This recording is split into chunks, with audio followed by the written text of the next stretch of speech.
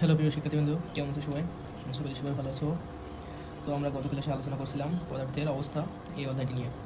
তো আজকে আমরা আলোচনা করব নবম দশম শ্রেণীর রসায়ন বইয়ের তৃতীয় অধ্যায় পদার্থের গঠন। তো এই অধ্যায়ের যে টাইপগুলো রয়েছে সেগুলো আমি প্রথমে এখানে লিখে দিয়েছি। দেখো, যে মৌলিক অথবা যৌগিক পদার্থ, তারপরে যেটা আছে পরমাণু, অণু, তারপরে আছে আয়ন, তারপরে আছে ইলেকট্রন, প্রোটন, নিউট্রন, তারপরে আছে পারমাণবিক সংখ্যা, ভর সংখ্যা, তারপরে ইলেকট্রন বিন্যাস, লাস্টে যেটা আছে সেটা হচ্ছে রাসায়নিক সংকেত। তো আজকে আমরা এই টাইপগুলো খুব সুন্দর করে আলোচনা করব। তো সবাই ভিডিওটা স্কিপ না করে প্রথম থেকে শেষ পর্যন্ত কন্টিনিউ করো, তাহলে তোমরা সহজভাবে এটা খুব ভালোভাবে বুঝতে পারবে। তো প্রথমে যদি আমরা বলি যে মৌলিক বা যৌগিক পদার্থটা কী। মৌলিক পদার্থটা হচ্ছে মৌলিক পদার্থ যদি আমরা কোনো একটা জিনিসকে যদি ভাঙি, তাহলে যদি তার ভিতরে সেই পদার্থ ছাড়া অন্য কোনো পদার্থ না থাকে, তাহলে সেটা হবে মৌলিক পদার্থ। যেমন লোহা, আমি উদাহরণ দিই লোহা। তো আমি যদি লোহাকে ভাঙি, তাহলে তো লোহার ভিতরে লোহাই থাকবে, ওর ভিতরে তো আর তামা দস্তা বা অন্য কোনো কিছু থাকবে না, তাহলে এটা একটা মৌলিক পদার্থ। তাহলে আমরা বলবো যে মৌলিক পদার্থটা হচ্ছে যে কোনো পদার্থকে ভাঙলে সেই পদার্থ ছাড়া অন্য কোনো পদার্থ পাওয়া যায় না, সেটা হচ্ছে মৌলিক পদার্থ। আর যৌগিক পদার্থটা কি? সেই পদার্থকে ভাঙলে যদি সেই পদার্থ বাদে অন্য কোনো পদার্থ থাকে, মানে এটা মিশ্রিত থাকবে, এক বা দুই এর অধিক মিশ্রিত থাকবে। যেমন আমি যদি একটা উদাহরণ দিই, পানি। পানি পানি একটা রাসায়নিক সংকেত আছে, সেটা হচ্ছে H2O। আমরা এটা এই যে রাসায়নিক সংকেতটা আমরা লাস্টে আলোচনা করবো। যে তাহলে পানি H2O, এইচ থেকে হাইড্রোজেন, ওতে অক্সিজেন। তাহলে এখানে যে পানি শুধু তো হাইড্রোজেন দিয়ে তৈরি হয়নি, অথবা শুধু অক্সিজেন দিয়ে তৈরি হয়নি, পানিটা তৈরি হচ্ছে কী দিয়ে? হাইড্রোজেন ও অক্সিজেনের মিশ্রণ। এখানে 2 অণু হাইড্রোজেন এবং 1 অণু অক্সিজেন দ্বারাই গঠিত হয়েছে পানি। তাহলে আমরা যৌগিক পদার্থ বলবো যে কোনো পদার্থকে ভাঙলে যদি একের অধিক পদার্থ পাওয়া যায়, তাহলে সেটা যৌগিক পদার্থ। এবার আমরা শিখবো পরমাণু, অণু। এটা কি পরমাণু বা অণু? পরমাণুটা কি?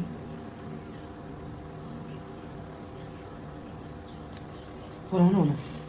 তাহলে পরমাণু কি? প্রথম পরমাণু হচ্ছে মৌলের ক্ষুদ্রতম কণা। যে আমরা একটা যদি মৌল বলি, মৌলের ক্ষুদ্রতম যে কণা সেটা হচ্ছে পরমাণু।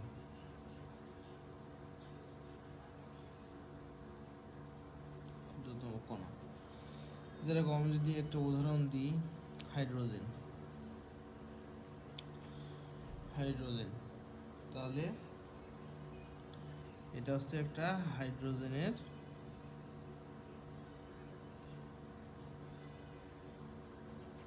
পরমাণু, ক্ষুদ্রতম কণা, যেটা হচ্ছে হাইড্রোজেন পরমাণু। এরকম আমরা আরও উদাহরণ দিতে পারি, অক্সিজেন, নাইট্রোজেন, কার্বন, বিভিন্ন যেগুলো আছে এরকম। তাহলে পরমাণুটা হচ্ছে কোনো মৌলের ক্ষুদ্রতম কণা। যেরকম আমি যদি একটা বাস্তব মুখে একটা উদাহরণ দিই, যেরকম ধরো আমি একটা বাড়ি তৈরি করলাম। বাড়ি তৈরি করতে গেলে আমার কি লাগে? ইট লাগে, বালি লাগে, সিমেন্ট লাগে। তাহলে একটা বাড়ি তৈরি করতে যেরকম ইট, বালি, সিমেন্ট লাগে, সেরকম একটা যদি পরমাণু তৈরি করতে চাই, তাহলে আমাদের এই যে ক্ষুদ্রতম কণা লাগবে।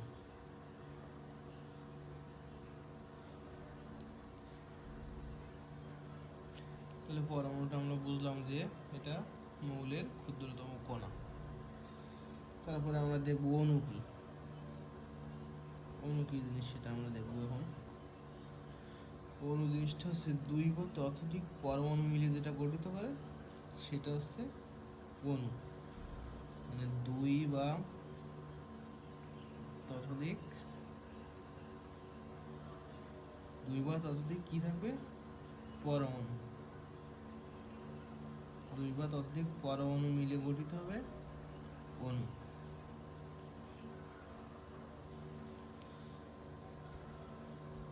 হ্যাঁ, আমি যদি একটা উদাহরণ দিই, পানি। আমি একটা উদাহরণ ইউজ করি। পানি, যেরকম পানির রাসায়নিক সংকেত হচ্ছে H2O। তাহলে এখানে পরমাণু রয়েছে কয়টি? হাইড্রোজেন একটা পরমাণু,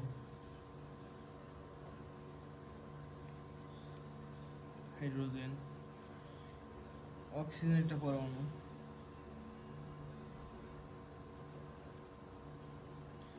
তাহলে এটা কি হলো যে দুই বা ততোধিক পরমাণু মিলে যদি একটা যৌগ গঠন করে তাহলে সেটা হবে অণু। এখানে শুধু তো হাইড্রোজেন দিয়ে পানি গঠিত হয়নি, এখানে হাইড্রোজেন ও অক্সিজেনের মিশ্রিতর ফলে পানিটা তৈরি হয়েছে।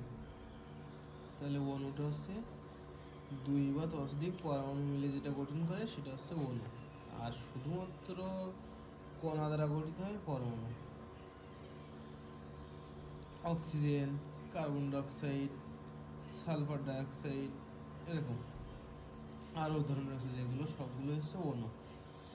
তারপরে আমরা যেটা আলোচনা করব সেটা হচ্ছে আয়ন কি জিনিস।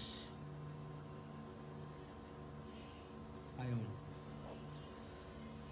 আয়ন জিনিসটা হচ্ছে এই যে একটা অণু বা পরমাণু, অণুর ভিতরে যে পরমাণুগুলো রয়েছে এটা এর ভিতরে ইলেকট্রন, প্রোটন, নিউট্রন এগুলো এগুলো মিলেই তো একটা অণু পরমাণু গঠিত হয়েছে, তাই না?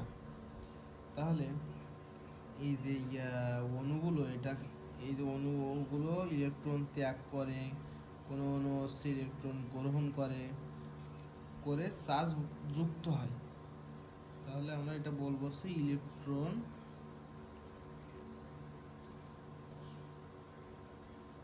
ইলেকট্রন গ্রহণ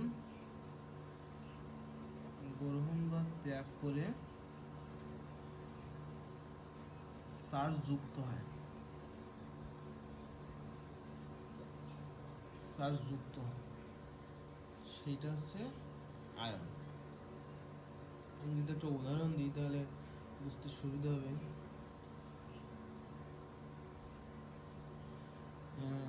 হাইড্রোজেন, হাইড্রোজেন এটা হচ্ছে এর আয়নটা হচ্ছে H+। কারণ আবার হচ্ছে আরেকটা জিনিস বলি, আয়ন হচ্ছে দুই প্রকার। আয়ন দুই প্রকার, একটা আছে ধনাত্মক আয়ন, আরেকটা আছে ঋণাত্মক আয়ন।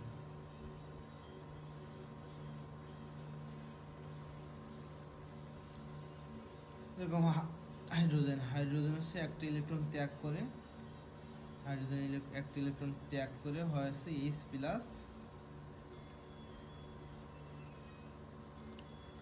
আর আমি যদি আরেকটা উদাহরণ দিই, সোডিয়াম, সোডিয়াম হচ্ছে একটা ইলেকট্রন ত্যাগ করে হয় হচ্ছে সোডিয়াম প্লাস। এই যে এগুলো জানতে হলে আগে আমাদের পর্যায় সারণীর যে মৌলগুলো আছে ওই মৌলগুলোর পারমাণবিক সংখ্যা, ভর সংখ্যা এগুলো আমাদের মুখস্থ করতে হবে, তাহলে আমরা এটা বের করতে পারবো। যেরকম সোডিয়াম, সোডিয়ামের পারমাণবিক সংখ্যা কত? 11। তাহলে সোডিয়ামের হচ্ছে 11। তাহলে আমরা জানি এটা ইলেকট্রনটা কীভাবে থাকে, 2 8, তাহলে সে 11, তাহলে সে 8 আর 2 10, আর থাকে একটা, এই যে একটা। তাহলে যে অষ্টক তত্ত্ব যে নিয়মটা আছে এটা আমরা পরে দেখব, সেই নিয়ম অনুযায়ী আসলে এটা হয় যে সোডিয়ামের লাস্টে একটা ইলেকট্রন থাকে, সেই ইলেকট্রনটাও ছেড়ে দিয়ে ধনাত্মক আধানে পরিণত হয় এবং অষ্টক পূরণ করে। সেটাই আমরা লিখতে পারি হচ্ছে এটা, যে সোডিয়াম একটা ইলেকট্রন ত্যাগ করে দেয়, দিয়ে হচ্ছে সোডিয়াম প্লাস আয়নে পরিণত হয়। এই যে একটু করে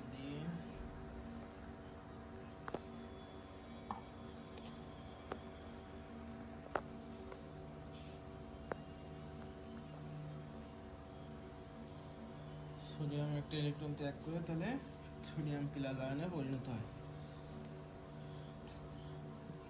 তাহলে আমরা একটা প্লাসের উদাহরণ দিলাম, আমরা যদি একটা মাইনাসের উদাহরণ দিই, যেরকম ক্লোরিন। ক্লোরিনের কত 17, তাহলে 2 8 আর 2 10, তাহলে আর থাকে কয়টা 7টি। তাহলে লাস্ট কক্ষপথে ইলেকট্রন থাকে 7টি, তাহলে এর অষ্টক পূরণ করতে গেলে দরকার আর একটি, তাই তো নাকি? তাহলে একটি ইলেকট্রন গ্রহণ করবে, গ্রহণ করে সে 7 থেকে 8-এ পরিণত হবে।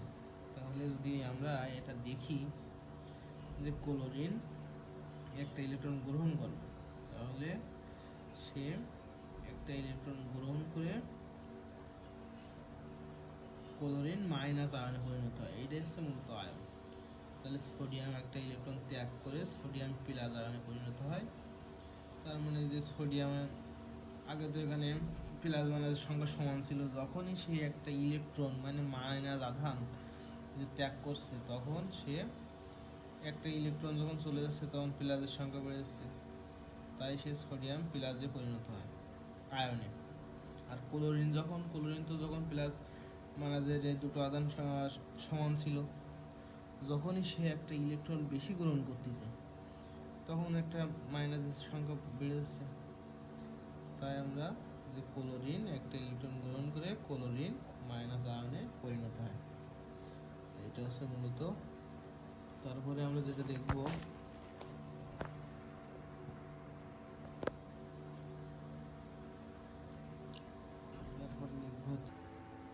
পারমাণবিক সংখ্যা। তাহলে আমরা যদি এটার সংজ্ঞা দিই প্রথমে, তাহলে যে কোনো একটা মৌলের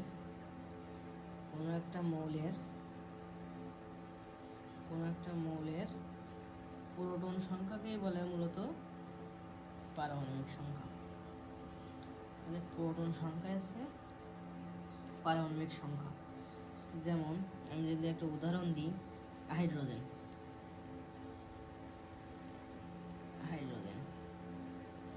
হাইড্রোজেনের সংকেত H। তাহলে হাইড্রোজেনের আমরা পর্যায় সারণীর মৌলগুলো, হাইড্রোজেন রয়েছে একদম প্রথমে।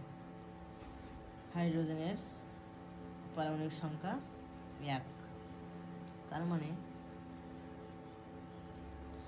এখানে প্রোটন সংখ্যা 1, নিউট্রন সংখ্যাও 1। তাহলে প্রোটন সংখ্যা হাইড্রোজেনের প্রোটন সংখ্যা 1। তাহলে আমি যদি বলি হাইড্রোজেনের পারমাণবিক সংখ্যা কত, যেহেতু প্রোটন সংখ্যা 1 তাই এর পারমাণবিক সংখ্যাও 1, তাই তো নাকি?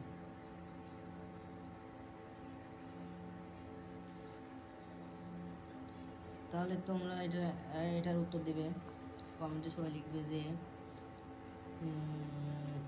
আমি আর একটা মৌল যদি বলি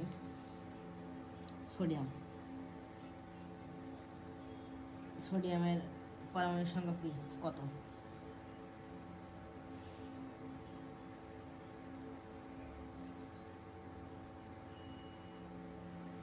এটা তোমরা কমেন্টে লিখবে।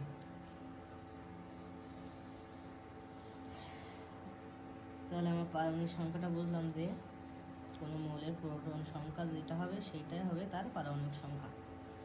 তারপরে আমরা যেটা দেখব সেটা হচ্ছে ভর সংখ্যা।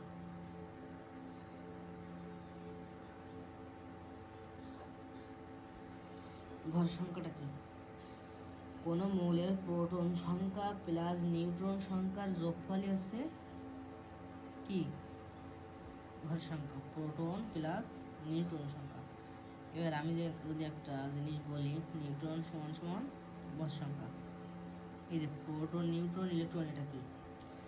কোনো একটা মৌল গঠিত হতে গেলে তার ভিতরে যে 3টে উপাদান থাকে, প্রোটন, নিউট্রন, ইলেকট্রন। তাহলে এই 3টির ভিতরে যে প্রোটন সংখ্যা প্লাস নিউট্রন সংখ্যার যোগফলই হচ্ছে ভর সংখ্যা। যেরকম আমি যদি বলি কার্বনের পারমাণবিক সংখ্যা কত? 6। তাহলে এর প্রোটন সংখ্যা কত, নিউট্রন সংখ্যা কত, ইলেকট্রন সংখ্যা কত? আমরা এটা বের করবো। প্রোটন সংখ্যা যা থাকবে সেই কটা ইলেকট্রন সংখ্যাও তাই থাকবে, নিউট্রন সংখ্যা তাই থাকবে। তাহলে এখানে কার্বনের প্রোটন সংখ্যা কত? 6। নিউট্রন সংখ্যা কত? 6। তাহলে আমরা জানি কি যে প্রোটন সংখ্যা ও নিউট্রন সংখ্যার যোগফলই হচ্ছে ভর সংখ্যা। তাহলে কার্বনের ভর সংখ্যা কত? 12। এখানে যদি আমার অন্য মূল্য দিয়েও বলে তাহলে আমরা বের করতে পারবো না? সোডিয়াম বলে, কার্বোক্লোরিন বলে বা অক্সিজেন যেগুলোই দেখ না কেন, তাহলে আমরা প্রোটন সংখ্যা ও নিউট্রন সংখ্যার যোগফলই হচ্ছে ভর সংখ্যা। তাহলে সোডিয়ামের ভর সংখ্যা কত?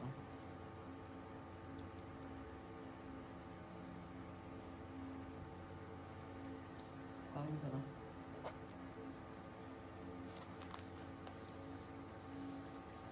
তাহলে আমরা ভর সংখ্যাটা দেখলাম। এরপরে যেটা দেখবো সেটা হচ্ছে ইলেকট্রন বিন্যাস, যেটা হচ্ছে খুবই একটা গুরুত্বপূর্ণ, এটা সব জায়গায় লাগবে। যোজনী বের করতে হলো বা যা কিছু বলে না কেন, এটা খুবই একটা গুরুত্বপূর্ণ। তাহলে আমরা এবার দেখবো কি ইলেকট্রন বিন্যাস।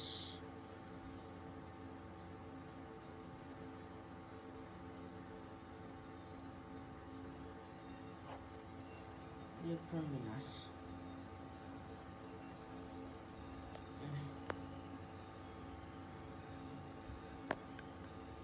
ইলেকট্রন বিন্যাস তাহলে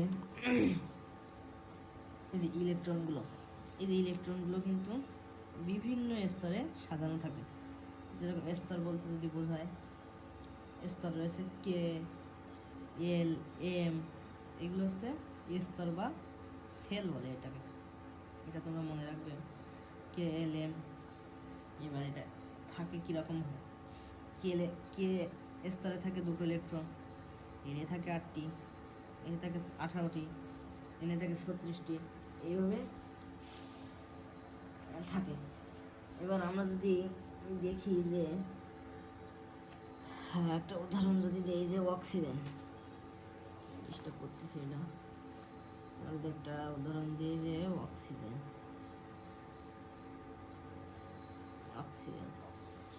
তাহলে অক্সিজেনের পারমাণবিক সংখ্যা কত? 8। এবার এটা যদি আমরা কে সেলে রয়েছে কয়টা, থাকবে কয়টা? 2টো, 2 দিলাম, এটা কে। তারপরে এল সেলে কয়টা থাকবে? 8টি, কিন্তু এখানে যদি আমি 8 দিই তাহলে এখানে হচ্ছে কত? 8 আর 2 10, কিন্তু এটা তো পারমাণবিক সংখ্যা 8, তাহলে তো বেশি হয়ে যাচ্ছে না? তাহলে এখানে কত হবে? 8 হবে, এখানে হবে 6। তাহলে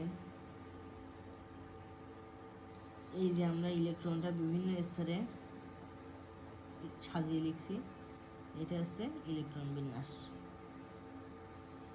এবার আমরা যেটা দেখবো সেটা হচ্ছে আইসোটোপ।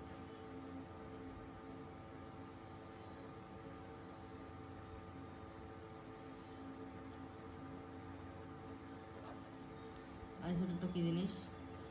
যে এর ভর সংখ্যা ভিন্ন হবে, প্রোটন সংখ্যা এক হবে কিন্তু ভর সংখ্যা ভিন্ন হবে, ভর সংখ্যা বা নিউট্রন সংখ্যা ভিন্ন হবে।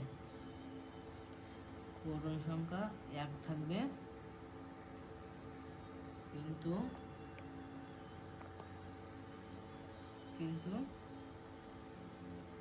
কি ভর সংখ্যা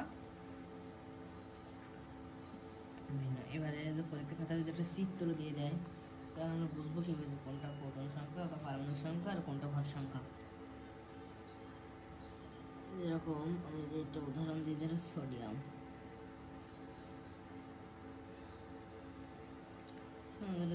সোডিয়াম হচ্ছে কত? সোডিয়াম,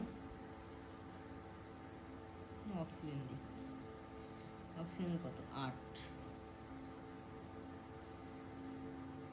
আর এখানে 16। তাহলে এটা দ্বারা কি বোঝায়? এই 8, এটা কি? এটা হচ্ছে পারমাণবিক সংখ্যা।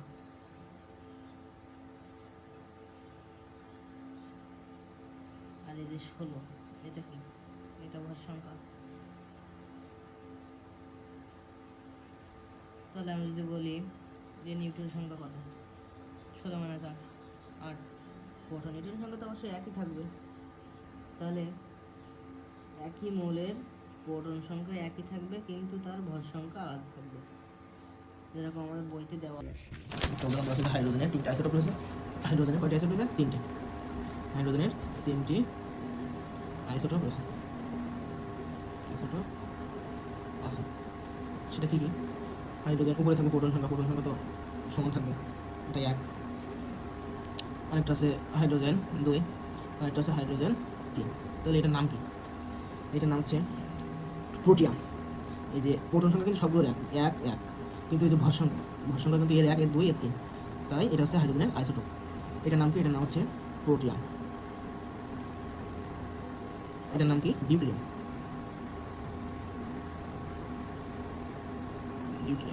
আর এটার নাম কি? ট্রিটিয়াম।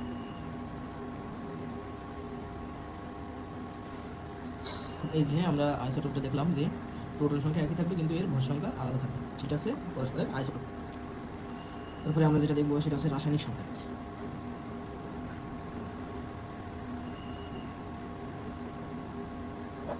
রাসায়নিক সংকেতটা কি? রাসায়নিক সংকেতটা ধরো কোনো একটা মৌল বা যৌগ, সেটাকে কোনো একটা সংক্ষেপে যদি প্রকাশ করতে চাই, তাহলে তো আমরা যে সংক্ষেপে যে প্রকাশ করার যে পদ্ধতিটা, সেটা হচ্ছে রাসায়নিক সংকেত। যেরকম আমরা পানি কথাটা কিন্তু সবাই জানে, পানি, কিন্তু বিজ্ঞানের ভাষায় এটাকে প্রকাশ করা হয় H2O দ্বারা। এটা হচ্ছে মূলত রাসায়নিক সংকেত। রাসায়নিক সংকেত।